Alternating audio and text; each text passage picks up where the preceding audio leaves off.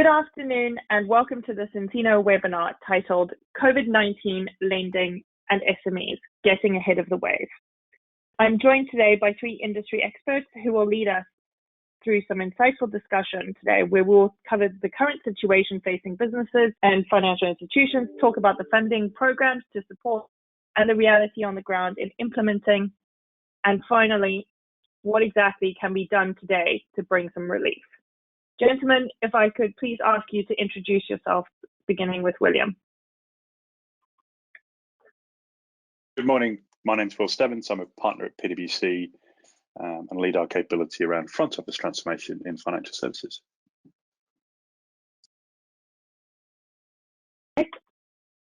Hello there. My name is Nick Hyder. I'm the General Manager for Validis UK.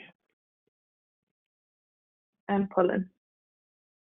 Good afternoon. My name is Pullen Daniel. I'm an EVP and co-founder of Encino based in our London office. Fantastic. Thank you very much. And I'm Jackie Morecambe, and I am responsible for the EMEA go-to-market functions at Encino. So let's begin by talking a little bit about the current state of the COVID-19 crisis. And I appreciate this is a constantly evolving situation. So what is the current state today is certainly not a full reflection of reality this time next week.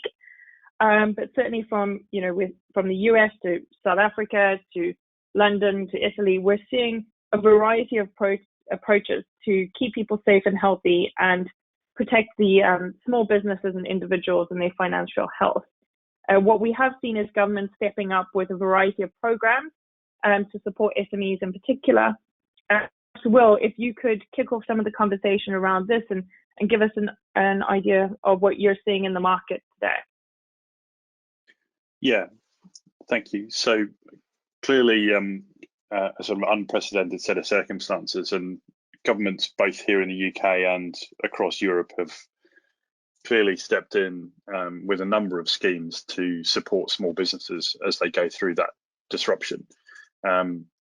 Businesses on their side have obviously looked to lean into those schemes, and we can see that just in the UK alone, we've got the latest figures over 300,000 SMEs reaching out to finance providers for lending, and that's equally true in most European markets. So considerable spike in terms of the demand for small businesses for support through this period.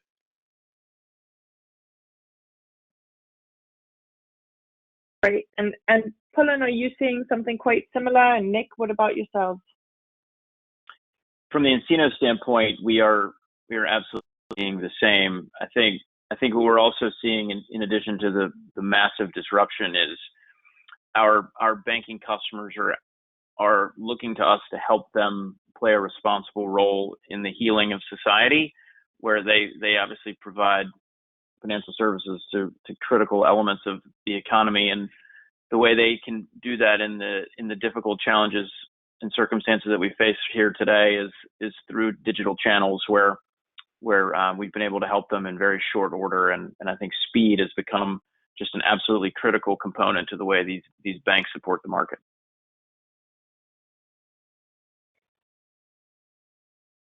I would certainly endorse that, Jackie. What we're seeing, to answer your question, is I suppose the word is probably already a cliche, but absolutely true, is unprecedented on both sides of the equation. The need from SMEs to access funds has become absolutely critical. One of our partners, the Alternative Lender Market Finance, I think did a poll a couple of weeks ago where they spoke to 5,000 SMEs, and I think the number was 67% of them thought they were going to run out of money by Easter being next week. So I think that's a good benchmark for how the situation is on the SME side.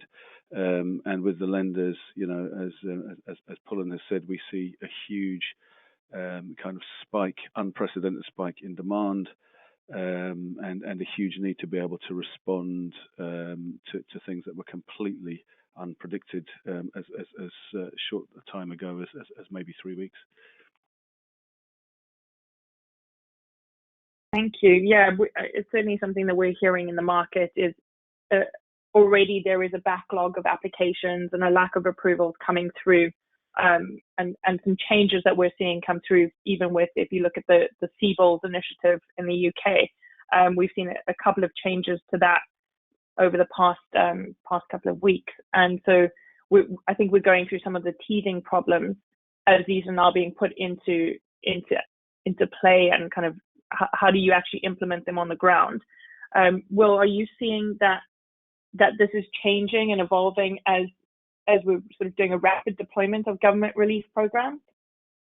Yeah, absolutely. I think because of the sort of the unprecedented nature of the circumstances, I think both government and lenders are having to be very agile in terms of the way that they are putting in place the support, and they're responding to those demands. So clearly the change to the CBILS scheme last week was in response to some of the challenges that were originally kind of identified in terms of actually looking for existing finance as the first ports of call, and then to the government second. Some of that has changed, and the breadth of the scheme has also been extended. And look, that ability to respond very quickly where issues sort of arise in a particular scheme or a particular process is common across Europe as well. What that places in terms of a challenge for the lenders is actually their ability to respond in the same sort of time frame as sort of policy changes. So that agility in terms of the process is a critical component at the moment. Are we really in a position where we're sort of facing a perfect storm, where all of a sudden there's all of the lockdowns going around Europe, and so institutions are having to implement remote working, which they may not be necessarily set up for. At the same time, you're seeing an inundation of requests coming into the lenders for either forbearance or some sort of relief or new applications. And finally, with these new schemes that financial institutions are looking at, how do you implement a new process in the face of increased volume and a workforce that's almost entirely working from home? Nick, are you seeing this happening? Are you seeing financial institutions being able to handle this sort of trifactor of challenge? I think we're definitely seeing that happening. I think that their ability to work remotely is not a major issue. They all seem to have the systems, and I think people have maybe been pleasantly surprised about how relatively painless a transformation that was. However, I think your analogy of perfect storm is absolutely correct, certainly with the tier one lenders that we work with. And I think I'd probably categorize that into maybe four key areas. The first is volume, the second is compliance, the third is integration of systems, and the fourth, I think, is one that's starting to become apparent, is one of reputation. So just to go through what I mean by those, as we've said already, and Will has alluded to, the volume is unprecedented, but it's most of the tier one lenders, I think, have of the SMEs on their books, they'll have something like 2/3 who are perennial non-borrowers, and most of them expect that at least half now will want to borrow. So their systems have never really been set up to deal with this sort of avalanche. The other thing to remember is the concentration of this. It's not just the number of loans that are coming in, it's that they're all coming in at the same time, and therefore hugely stressing systems that haven't been designed for what was a completely unprecedented and unpredicted spike in demand. So that's definitely the first area. The second, as you alluded to, Jackie, is one of compliance. They've been given in very short order, and everybody, both banks and government, are working as hard as they can to be as agile, as Will has said, to put things into the market. So the CBILS scheme is based on the previous enterprise finance guarantee. So more or less, the rules are in place, that the tramlines are clear, but they still need to demonstrate eligibility where they're accepting loans. The banks still have the onus of responsibility to explain the reasons for declining a loan in such a difficult circumstance. most of the SMEs haven't closed their books for FY19, and the banks are still are faced with the challenge of having to understand, were they a viable enterprise immediately prior to COVID-19, which is, as we know, about a month ago. And through all of this, they also have to remain vigilant against fraud in a time of absolutely huge demand. So there's a major compliance overhead on them that they're struggling to deal with. We then add on to that their ability to integrate all of the new data that they're taking in, so that the CBILS eligibility, all of the analysis onto these for these new loans into their back office credit and risk systems. Not all of these systems are integrated. There's a huge amount of manual intervention between them. There don't seem to be that many, or there certainly weren't, straight through processes before. These are now being, as we've said, overstressed. And in addition to this, the banks also have to have an integration into the British Business Bank for the underwriting and the guarantees of the loans they're lending against the CBILS scheme. So there are a number of bottlenecks that are being created in an already overstressed system. And I think all of that then lends itself to the fourth thing that I mentioned, which was reputation.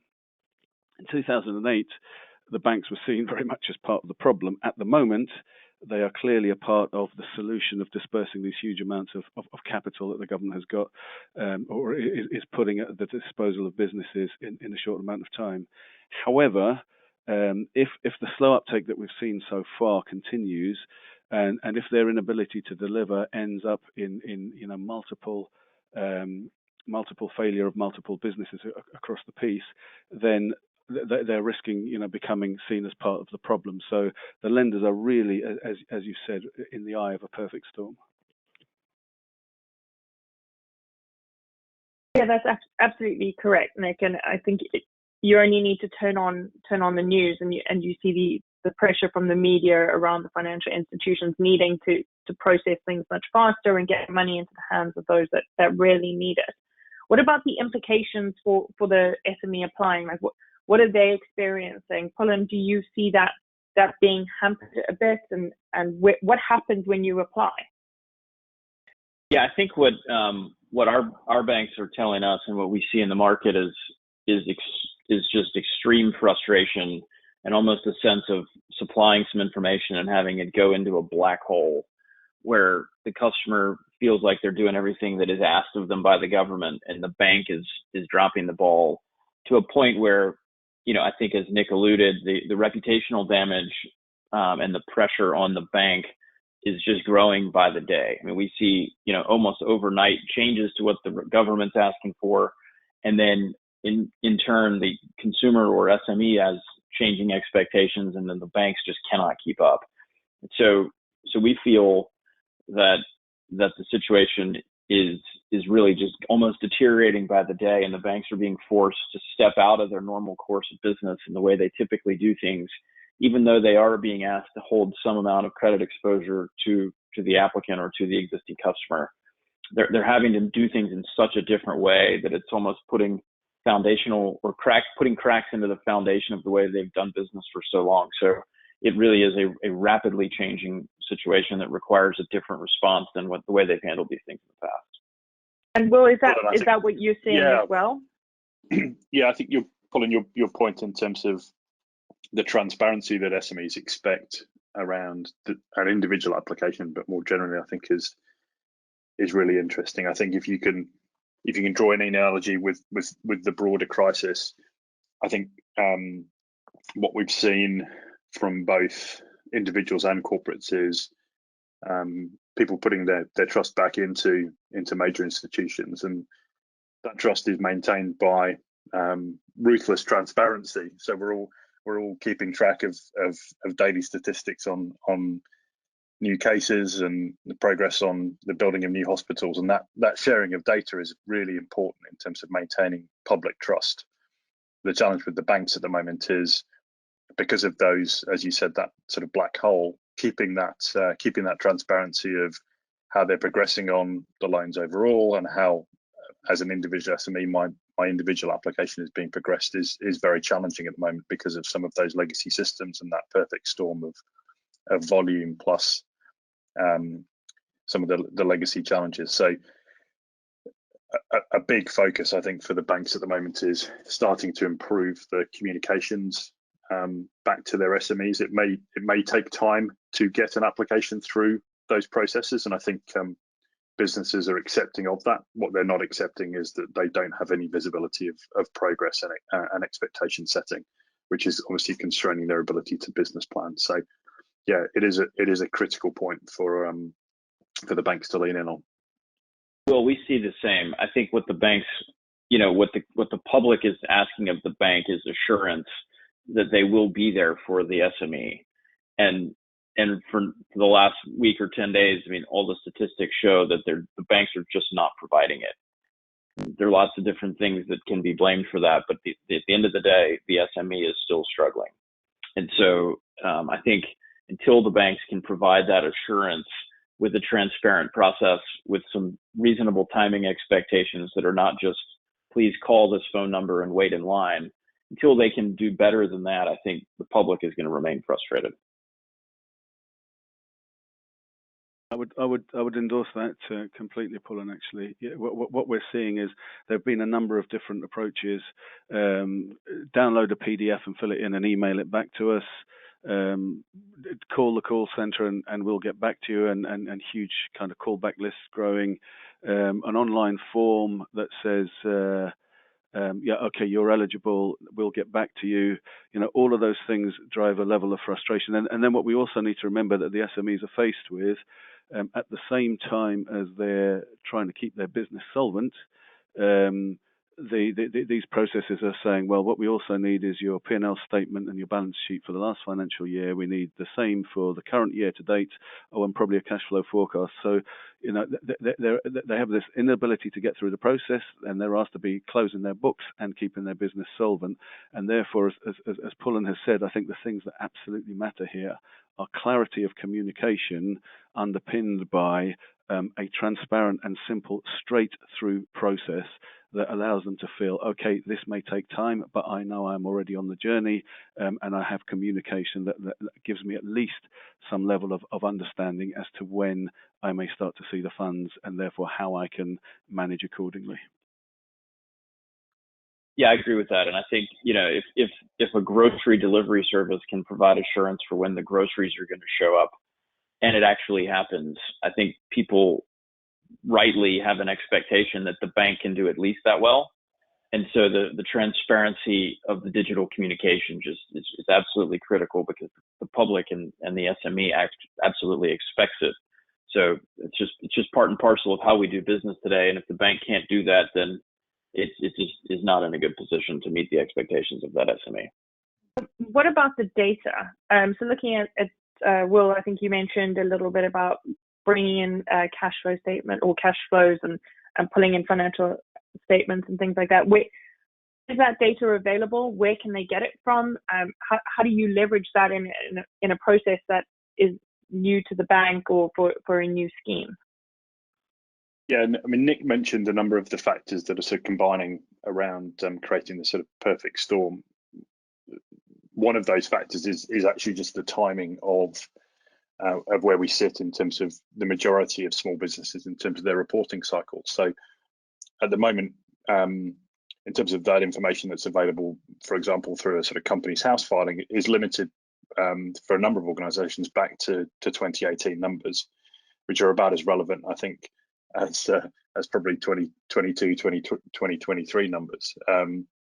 What that's going to require, I think Nick mentioned some of this, is very rapid access to ongoing sort of P&L data and cash flow forecasts in a way that maybe historically hasn't been delivered. So the availability of that data, how you draw that into your processes in a simple and efficient way, but also with a degree of control. And somebody mentioned the fraud point earlier. That is a kind of critical focus, I think, for the banks at the moment. So how you get that data in a safe and secure way from the business is crucial. I think what we're seeing is banks looking to bring data in to confirm probably basic aspects of eligibility, but then when they get to the more complex aspects, probably the underwriting decision, that's where the gaps start to come, and it starts to become much more of a manual process. Right, and is the answer at this point more people? So if there are the legacy technologies and the need to pull in the information, can we apply a lot more people? Because that's what we've seen, with some of the financial institutions, is how do you kind of stop the gap? So I think a lot of the banks are looking to repurpose people out of maybe areas of their business at the moment that are seeing kind of lower demand, and sort of repurposing them into this area. And that's clearly something that is a short-term measure. But the time to competence for those people is a challenge. So sort of reskilling and retraining those people onto what can be quite complex and kind of legacy systems as well is proving a challenge. And ultimately, the answer isn't just more capacity. What that doesn't do is solve the data and transparency issue that the SMEs are looking for. So although it may be something that supports a sort of an immediate tactical response, it probably isn't something for the medium term for the banks to be able to rely on just more headcount.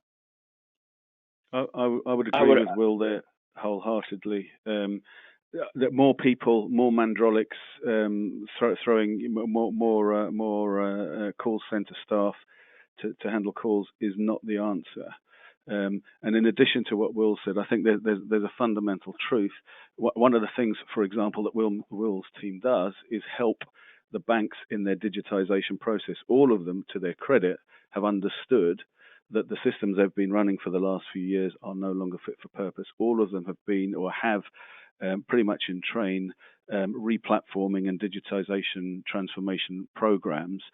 So they've already made the admission internally that they know they need to change. What has happened is that COVID-19 has come along and has hugely accelerated that need for change.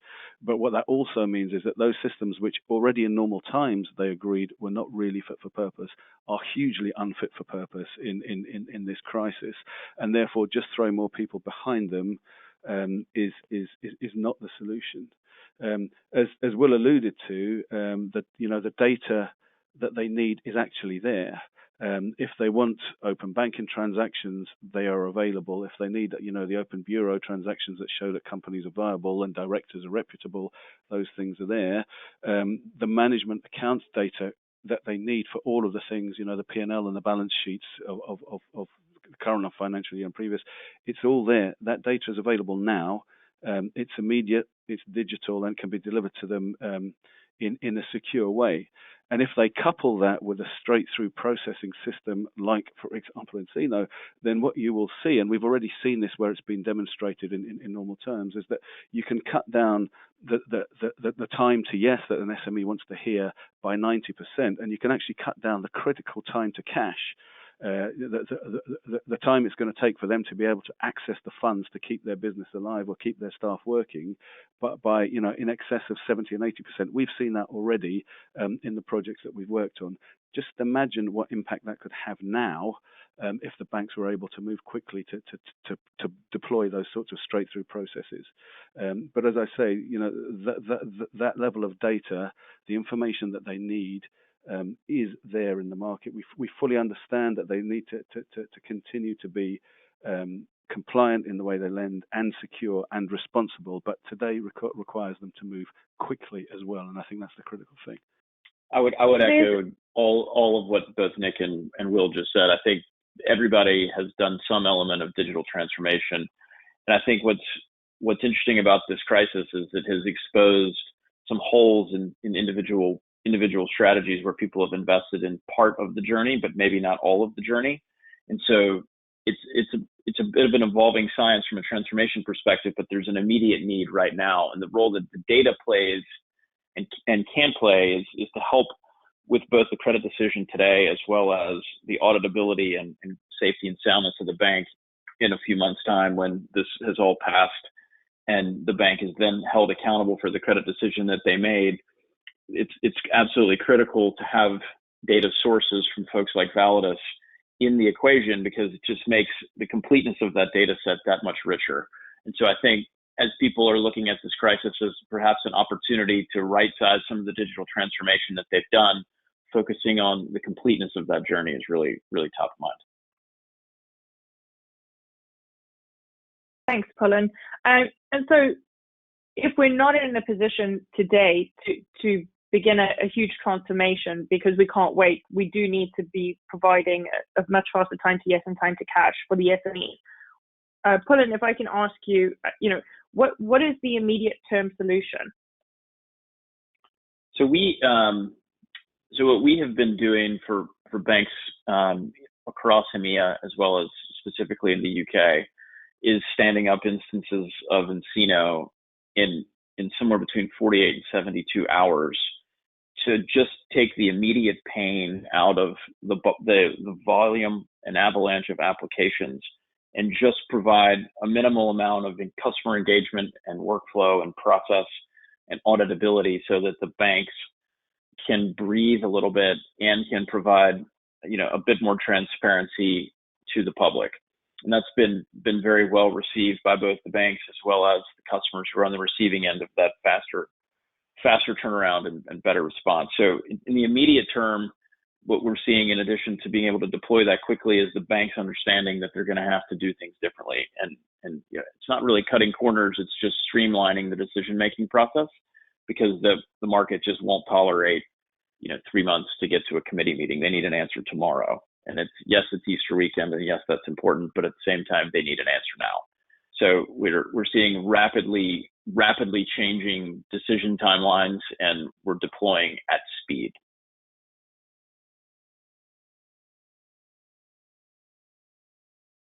Is there a change in mentality required to move quickly, and is this a war-type mentality? I think that's exactly, Jack. I think that's exactly what's required. A war situation, to use your analogy, is one where you can't conduct business as usual. That's the definition. A war situation is one where if you don't change, you don't survive, and that's, I think, exactly where we find ourselves. So, I think what Pullen has just described is what you'll be seeing happening with a lot of the fintech community, in that fintechs are able to move very quickly and do exactly what you've said, stand up an instance in 48 hours. We've been doing similar things and offering the ability to pull the data. We can stand the platform up for you today. It's ready at the end of the day. So on the one side, we're seeing that, but I think on the lender side as well, they need to change their mentality. As we've said, the technology is there.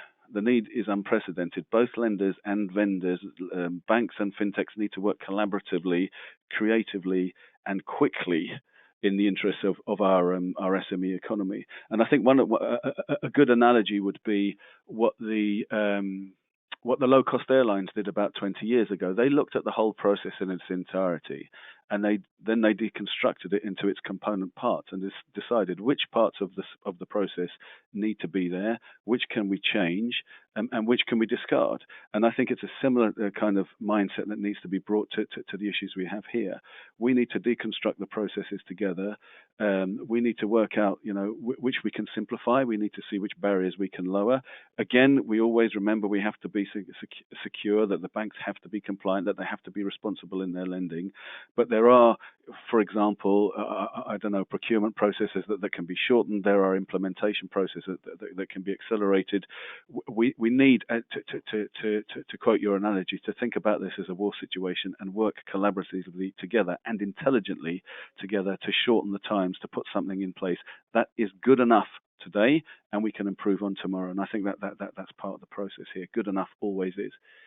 Yeah, I'd echo that, Nick. I think that very rapid triage of where the most immediate problem is, and not trying to solve the full end-to-end journey, as Pullen said, from day one, I think is definitely what we're seeing both here in Europe, but also in the US, in some of the work that we're doing with banks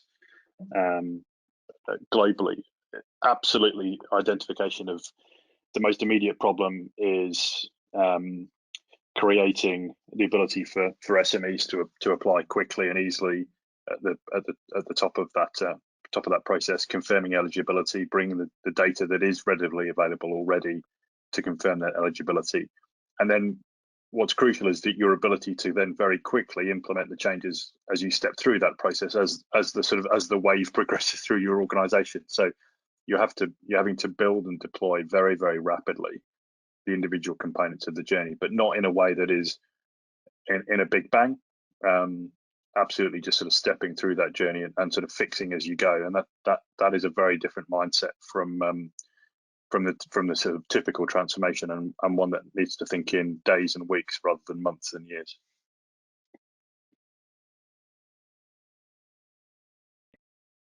Okay, that's really interesting, and thank you. I think it's important to look at what is the most important and how do you get the biggest results by being really, really focused. So let's move on to sort of the final topic around what is it that lenders can do today? So if it's not embark upon a huge transformation, if it is to kind of move a lot faster with faster decision making, what is something that someone joining us onto this webinar, if they have some calls to action or some takeaways that they can put into action today, what would you recommend they do? Pullen, if I can ask you to begin with this. Sure. So I think step one is taking an honest assessment of where the bank is relative to its ability to meet the expectation of the SME in the market with the people and tools and technology that they have available to them. What we're seeing is once the bank takes an honest assessment of where they are, they realize that they probably aren't going to get where they hope to go without doing something quite different than the way they've been operating in the past. Step one is kind of figuring out exactly where they are. Step two is really finding the most acute pain point, and then without trying to over-engineer the problem, just solve that first couple set of problems, and then things will start to get easier, and then the world will start to lighten up a little bit. But I think solving for good, not great, or good, not perfect is probably the most simplistic way I can put it, because if we can make good progress, great is not that far away. So the faster we get going, the faster we'll get to a good spot. So I think step one, take assessment of where you are. Step two is move quickly and get the right people to prioritize exactly where that acute pain is, and then we'll be off to the races.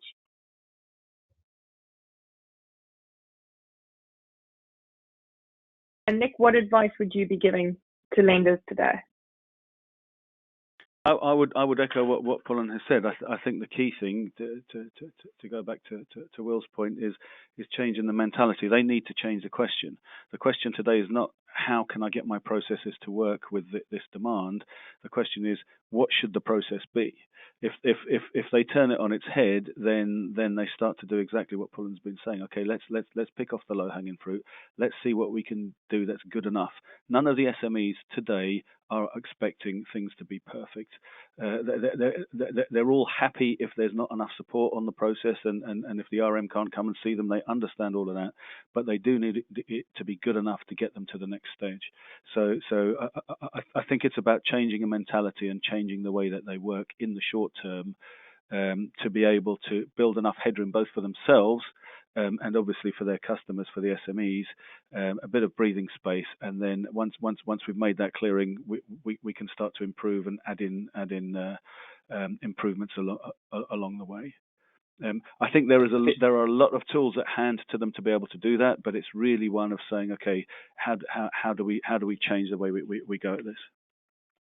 I think one thing I would add to that, Nick, and I agree with what you just said, is the good thing for these banks and their customers that there are platforms and applications as well as teams, the likes of which are PWC, that can go and do this stuff using out-of-the-box technology that doesn't require anybody to go build something.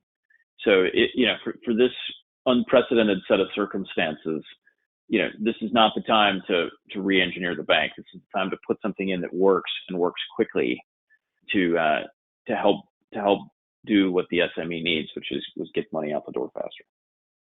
Exactly right. The tools are there, the technology is there, the data's there, the processes have been worked out by people. It's okay. Let's shake this up and see which of these we need to pull in to deal with the issue as we have it today. Absolutely. Yeah, and then just from a PwC perspective, just to sort of build on that, I think what we're talking to clients about at the moment is we're seeing probably two waves of planning and execution going on. There's the first wave, which we're absolutely still in, which is that immediate response, which we need to be super agile, using those out of the box solutions wherever we possibly can. And in a lot of instances, those solutions are really helping bring together maybe existing data sources that you have as an organization, and sort of combine those together with new data sources, but fundamentally sort of driving more transparency and certainty for the SMEs. And that sort of tactical response is sort of wave one.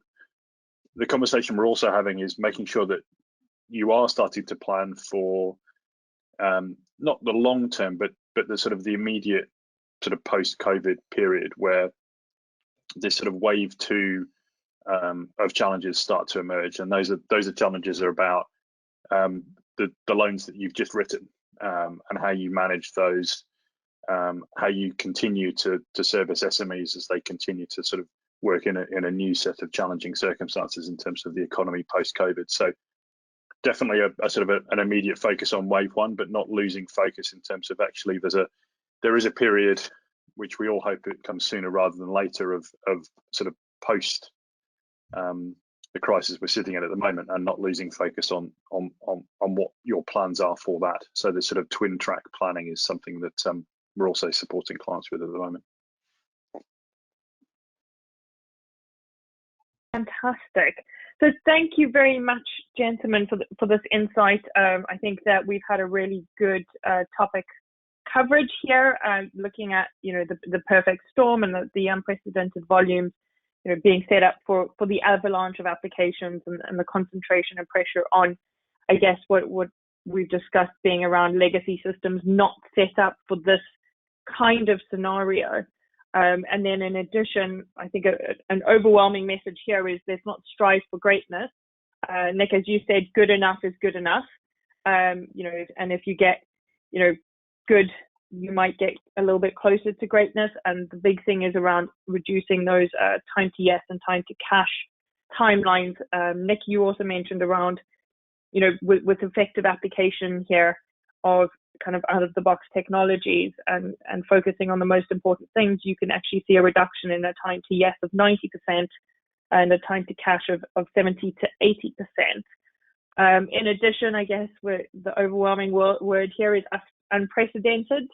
And that's I think, we have to take unprecedented actions in an unprecedented situation. So thank you very much to each of you for joining us, sharing your views. And I think the big call to action now is to take the lessons we've learned today and put those into practice. If anybody would like to learn more from each of you and your institutions about how you can help, William, where would you direct folks to go? Just start with pwc.co.uk and the range of COVID-specific support there and ability to sort of then come through to the most relevant areas. Fantastic. And Nick, for Validis? Very similar, validis.com. We have a dedicated lending area, and within that there's information on our responses to SIBILs and the COVID in general, so validis.com. Thanks, Nick. And Pullen, how would folks best be informed? You can go to www.nCino.com, our website, and there'll be guidance to direct you to our government lending response programs, as well as more information about nCino more broadly. Fantastic. Well, thank you very much, gentlemen, and please continue to stay safe and healthy, and look forward to connecting when we're all in a much better place. Thank you. Thanks, Jackie. Very much. Thank you.